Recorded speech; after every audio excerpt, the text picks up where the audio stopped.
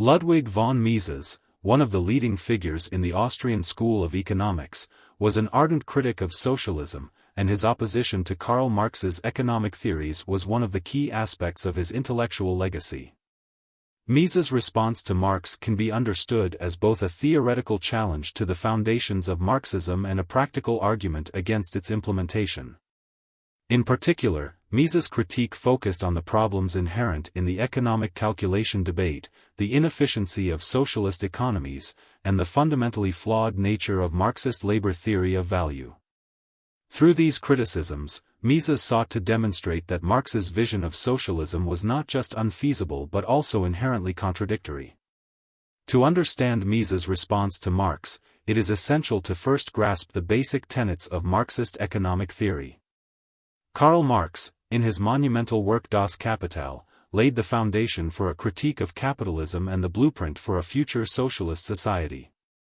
Marx's theory is built upon the concept of historical materialism, which asserts that the economic structure of society, rooted in the mode of production, determines the political and ideological superstructure.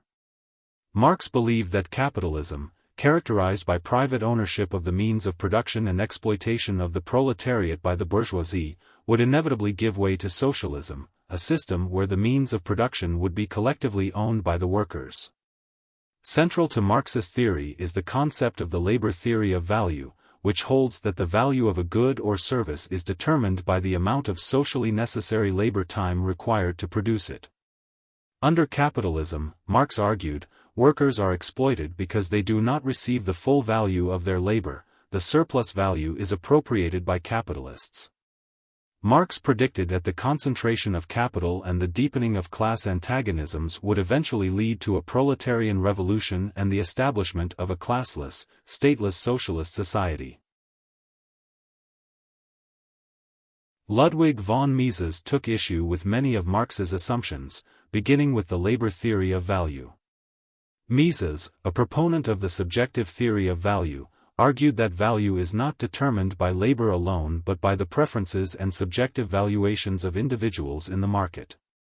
In this view, value is determined by supply and demand dynamics and is always relative to the individual's preferences. For Mises, the labor theory of value was an archaic and flawed concept that ignored the complexity of the market and the role of entrepreneurship, capital, and time in the production process. Mises further argued that Marx's understanding of exploitation was misguided. According to Mises, exploitation, in the sense Marx described, was not inherent to capitalism but a misunderstanding of the nature of exchange. In a capitalist economy, both the worker and the capitalist engage in voluntary exchange. Workers offer their labor for wages, and capitalists offer capital in exchange for labor. The wage paid to the worker reflects the value of their marginal contribution to production, and the capitalist profits by organizing labor and capital to create goods that satisfy consumer demand. There is no inherent exploitation in this arrangement, as both parties benefit from the exchange. Mises' most famous and devastating critique of socialism, however, centered on the issue of economic calculation. In his seminal work Socialism, An Economic and Sociological Analysis, 1922, Mises argued that socialism, as envisioned by Marx and his followers, would be fundamentally unworkable because it lacked a system of price signals.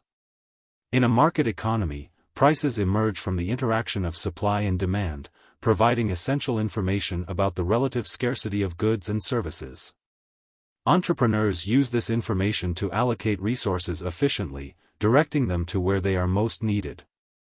In a socialist economy, by contrast, where the means of production are collectively owned and the market for factors of production, such as labor and capital, is absent, there is no mechanism for determining the value of goods or services. Without prices determined by the market, Mises argued, central planners would be unable to allocate resources efficiently. Socialism, therefore, would be prone to inefficiency, waste, and misallocation, as there would be no way to measure the opportunity cost of production decisions. Mises illustrated this problem through the concept of economic calculation, the process by which firms and individuals make decisions about how to allocate scarce resources in a way that maximizes utility. In a free market, the price system provides the necessary information to calculate the most efficient use of resources. Without it, however, planners would have to guess at the relative value of goods and services, leading to inefficiencies and shortages. This critique of socialism was later extended and refined by Mises' student, Friedrich Hayek, who emphasized the role of knowledge and information in economic decision-making. According to Hayek, the market economy is unique in its ability to aggregate dispersed knowledge from millions of individuals, while central planners would be unable to access or process the vast amounts of information required to make sound economic decisions. Mises' response to Marx can be summed up in his assertion that socialism is not just economically inefficient but also practically impossible. For Marx, socialism was the inevitable outcome of the historical process, the next stage in the development of human society. Mises, however, argued that the transition to socialism was not a natural historical development but a flawed utopian vision that could never be realized in practice. Mises recognized that Marx's theory was grounded in a deep critique of capitalism, but he contended that the fundamental problem with Marxism was its misunderstanding of economic laws and human behavior. The transition to socialism, according to Marx, would involve the overthrow of the capitalist class and the establishment of a workers' state that would centralize control over the economy. However, Mises pointed out that the lack of market prices and private property in such a system would undermine the very basis of economic rationality and decision-making. Without the profit motive, the incentive for innovation and efficient production would disappear, leading to stagnation and decline. Furthermore, Mises argued that socialism would inevitably lead to totalitarianism. In a system where the state controls the means of production and central planning is the norm, political power becomes concentrated in the hands of the state, leading to authoritarianism and the suppression of individual freedoms. The historical record of socialist states, Mises contended, demonstrated the dangers of attempting to centralize economic decision-making and political power in the hands of the state. Ludwig von Mises' response to Karl Marx's vision of socialism was both theoretical and practical.